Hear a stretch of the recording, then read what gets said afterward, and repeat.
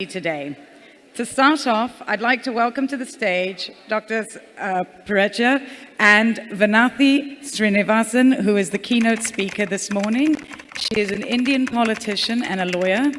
As a lawyer, she has practiced in Madras High Court since 1993. She is a member of the Tamil Nadu Legislative Assembly from Coimbatore South constituency. She currently serves as the national president of the women's wing of the Bharatiya Janata Party. Welcome to the stage.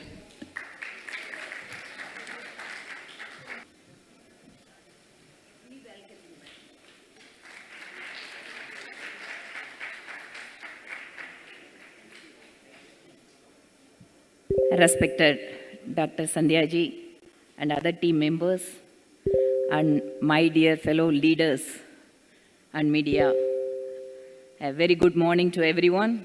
Vanakkam, namaskar. As a woman of this state, the holy land of Tamil Nadu, I welcome you all for this important meet. When we talk about women empowerment, the state has seen, witnessed, and experienced the same from our historical days.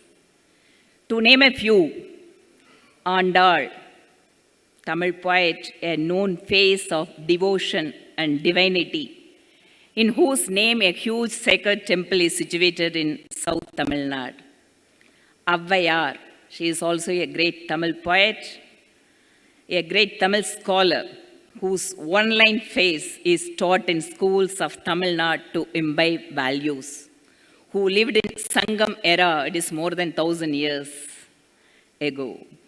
Velu Nachiyar, a widowed queen who defeated the powerful British army about 300 years ago in South Tamil Nadu of Sivaganga district, who ruled her till her last days. We draw our inspiration from them. So once again, I welcome you all on behalf of this state. It is having a very great culture, and also the language Tamil is an ancient language of the world. It is the mother of all the languages. These are all the few great women personalities I told you, and even during our freedom struggle, the Tamil Nadu women who have contributed significantly for the freedom movement. Grassroots leadership is what we are going to discuss today. Lies at the heart of democracy.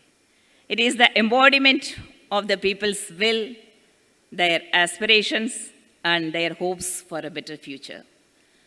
Throughout my journey as a student activist and a member of the BJP, it is the world's largest political party, I have witnessed the power of grassroots leadership and the transformative impact it can have on communities.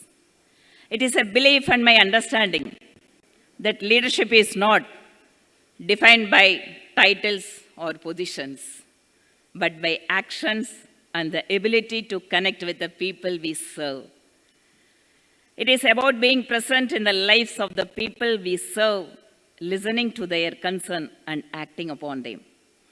Through countless interactions and community engagements, I have gained insights into the challenges faced by ordinary citizens and have strived to bring their voices to the forefront of policy making, and also being the public representative, an MLA from a Coimbatore constituency. Our engagements are giving us a very good understanding for helping us in the policy making. But let us not forget the challenges faced by women in politics particularly. Challenges that extend beyond party lines and in all workplaces. Breaking the glass ceiling is an ongoing struggle that requires courage, resilience, and unwavering determination. We encounter many times harsh scrutiny, gender biases, and societal expectation that limit our progress. However, I stand before you today as a testament to the fact that barriers can be overcome.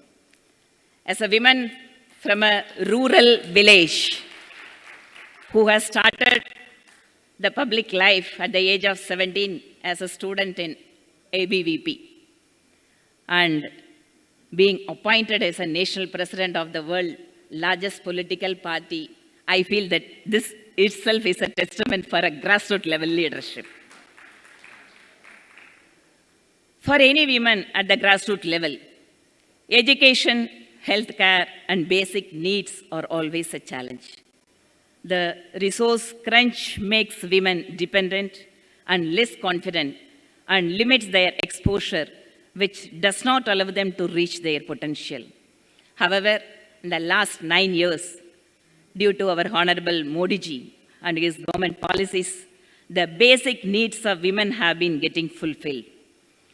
Our Indian government has built 11 crore toilets within 9 years and provided more than 9 crore gas connections across the country. What importantly I would like to share, that within a time frame, whether it is opening of a bank account for a woman and also bring them into the financial inclusion, and without spending an extra pie from the government exchequer, this is a great advantage that we are having. And apart from that, the gas connections, it is not only saving the time for cooking, and also it is making lot of impact in the health aspect of a woman. As a result, the living standards of a women have improved, which allows women to use their time and energy to reach after their dreams. One important thing that I would like to share with you. Under Awas Yojana, that is a housing for all scheme, the government is supporting to get their Pakka houses for the poor household. And the government is encouraging and insisting the house should be in the name of a woman. Dear friends, I would like to tell you, once the houses are standing in the name of a woman, the recent study, the impact what it had happened is the domestic violence at the family has been reduced drastically because of this. To facilitate this further, women have been financially incentivized by schemes such as Mudra and have been encouraged further to become entrepreneurs through policies introduced by governments such as e-marketplace. Dear sisters, also I would like to share an interesting story. Through GEM portal, it is a government e-marketplace where any women of this country, they can just put their products in the GEM portal. And it is mandatory that all the government organization, PSUs, they have to purchase all their products through only GEM portal. From South Tamil Nadu, Madurai district, one lady, she is a small entrepreneur who is making thermal flasks. And the Honorable Prime Minister office has ordered a thermal flask from the lady who is making the thermal flask at her home in a very small way. So there are hundreds of stories, how the digital platforms are helping the women entrepreneurs for breaking the barriers. In addition, due to the great internet infrastructure, women from indigenous communities are also empowered to achieve their potential.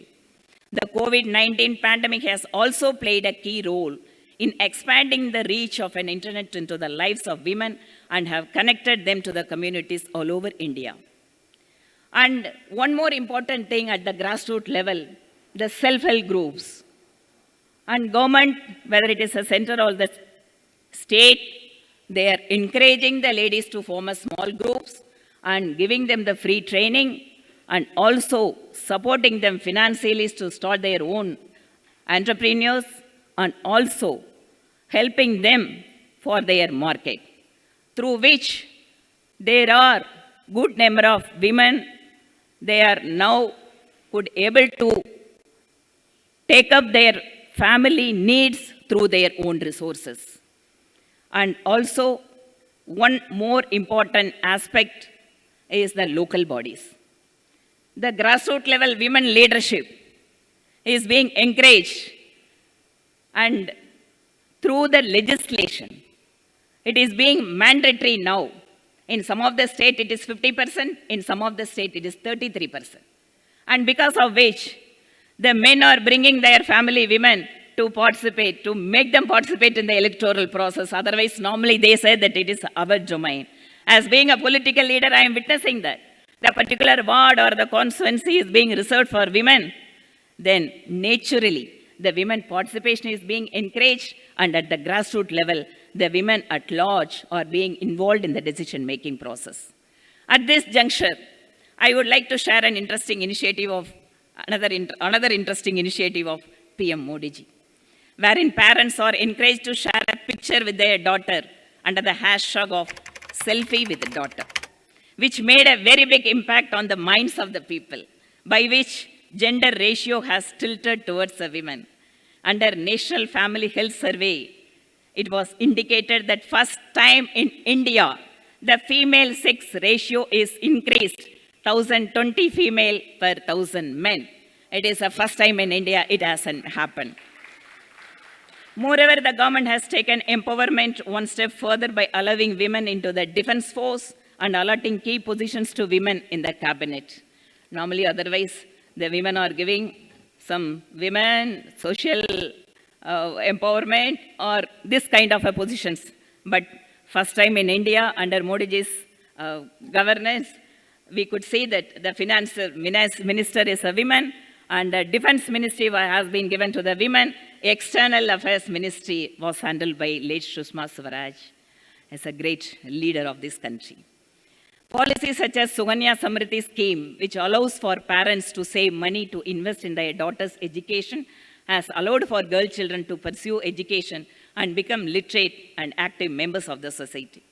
As a national president of a BJP Mahila Morcha, I am committed to ensuring that women's voices are heard and their concerns are addressed.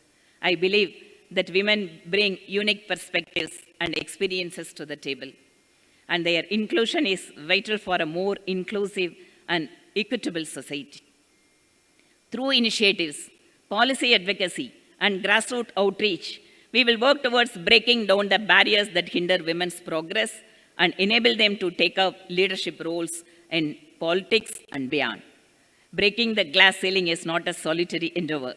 It requires collective efforts from both women and men who believe in the principles of gender equality and inclusivity. We need male allies too, who recognize the importance of women representation in politics and are willing to challenge the systemic barriers that hinder their progress. Together, we can create a society where merit, talent, and dedication are driving forces behind success rather than gender. In conclusion, my fellow leaders, let us celebrate the power of grassroots leadership and its potential to effect a meaningful change. By empowering women, by recognizing their potential, we create a stronger democracy, one that truly represents the aspiration and concerns of all its citizens.